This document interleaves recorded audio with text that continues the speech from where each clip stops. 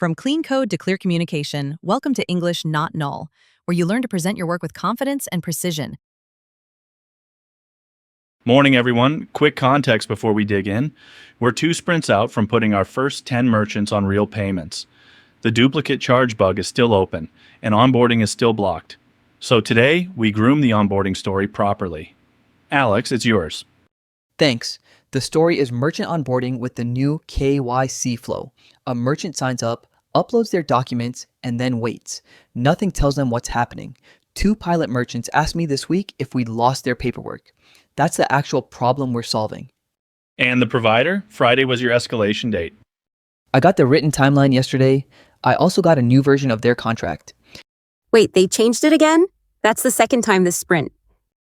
What moved this time? The upload path.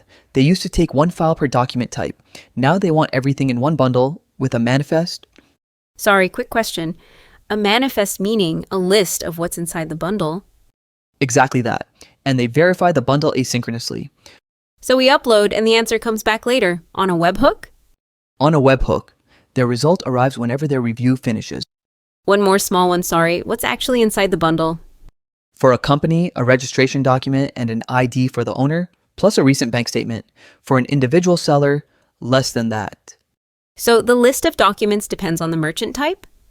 It does, and the provider decides the list, not us. Then where does that list come from? If it varies per merchant, we can't fix it in the code. We ask their API at signup. They answer with the list for that merchant. That's good news for the dashboard, actually. I render whatever they send me.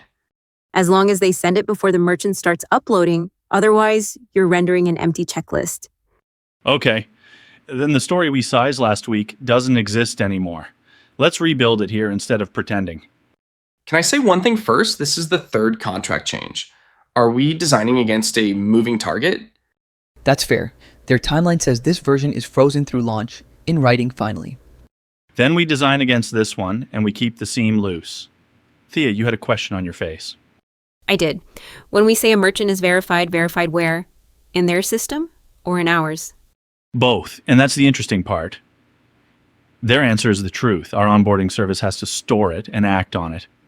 And the 2 can disagree for minutes at a time. That gap is where the bugs live.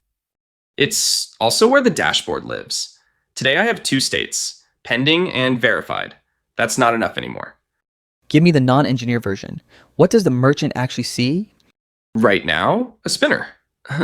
Forever, basically. I want a status line that names the stage they're at. Merchants read a spinner as broken.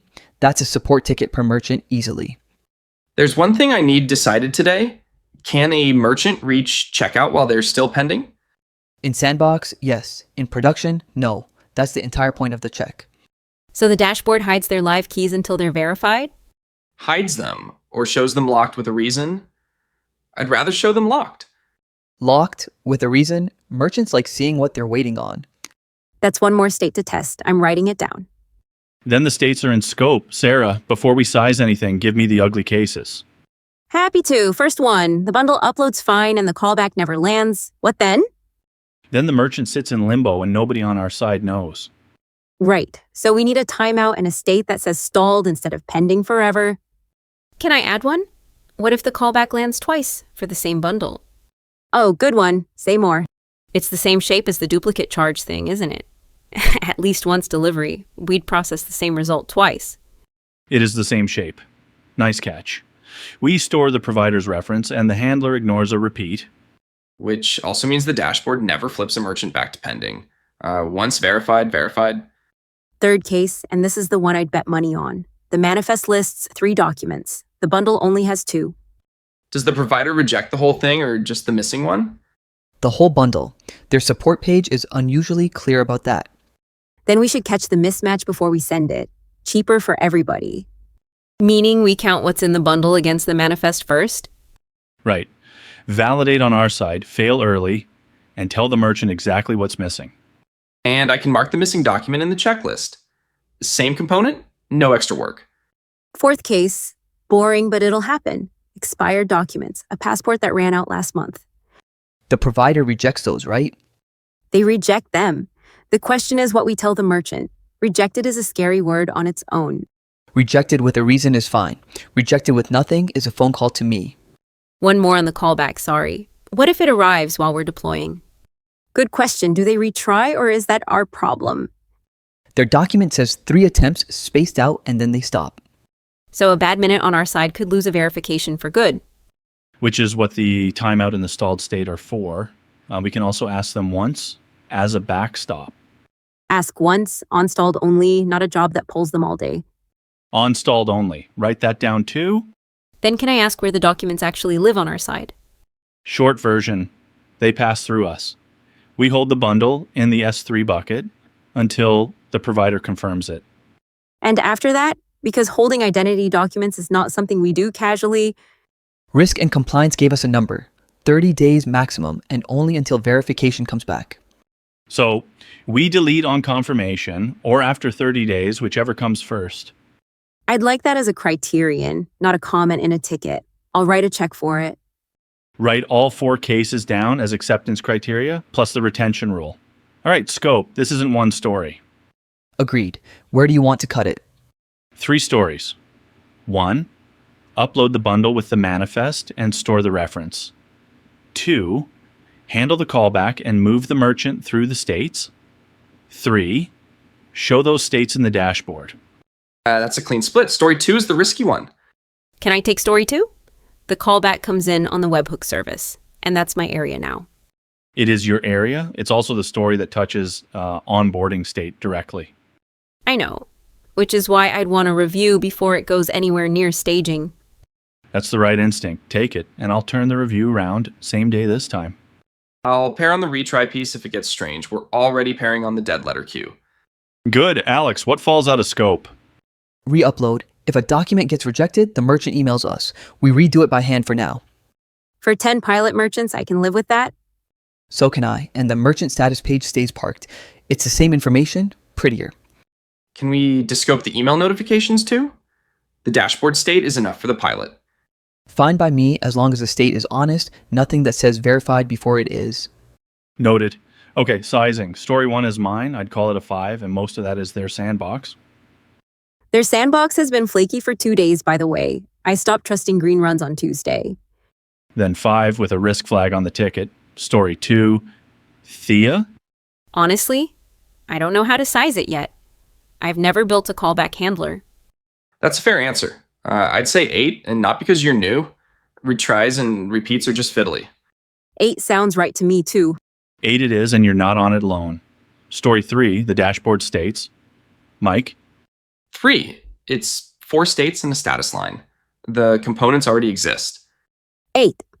8? Come on. I'm serious. You're sizing the rendering. I'm sizing the testing. I hear you, but 4 states is still 4 states. 4 states times a result that can arrive at any moment, plus the stalled case, plus the repeat callback we just added. That's the part I'd get wrong, honestly. The timing, not the screens. Let's timebox this.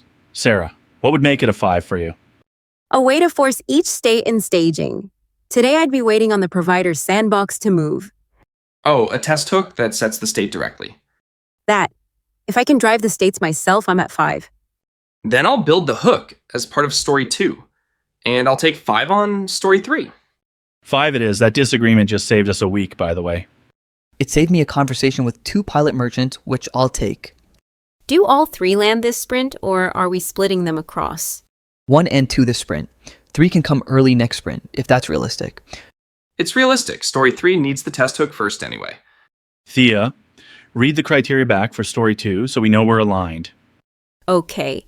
We accept the callback, we store the provider's reference, and we ignore a repeat of the same one.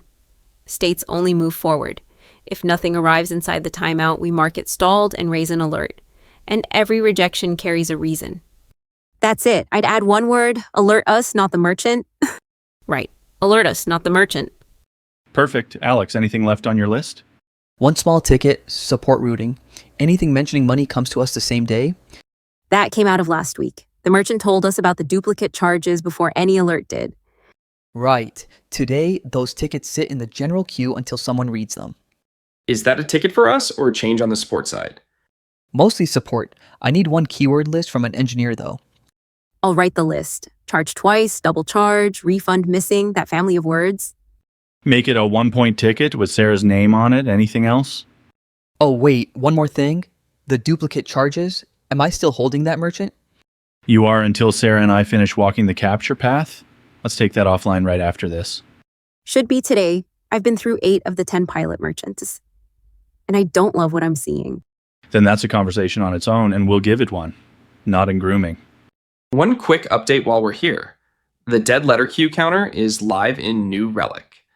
It's been at 0 all week, which I choose to read as good news. Or the counter isn't wired up. I'd push one bad event through and watch it land. Yeah, that's fairer. I'll do that this afternoon. Nothing. Before we drop, is anyone free Friday evening? I am. Why, what's happening? My neighbor is opening a little dumpling place. Friday is their first night. I'm in. I'll be tired and hungry by then, which is the correct state for dumplings. Put me down too. I'll book a table for 5. Friday, then. Good grooming, everyone. 3 stories, 1 test hook, and an honest argument about sizing. That's a wrap. That's all for today.